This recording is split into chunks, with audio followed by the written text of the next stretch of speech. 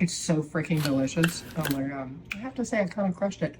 Green Goddess dressing packed with Greek yogurt on top of a steaky wedge of iceberg lettuce is one of the easiest ways to get kids to eat salad. There is so much flavor from the fresh herbs and the lemon juice, capers in that Green Goddess dressing. And on top, any of your favorite toppings like cherry tomatoes, bacon, red onion, anything. It's so flavorful, affordable, and a real showpiece.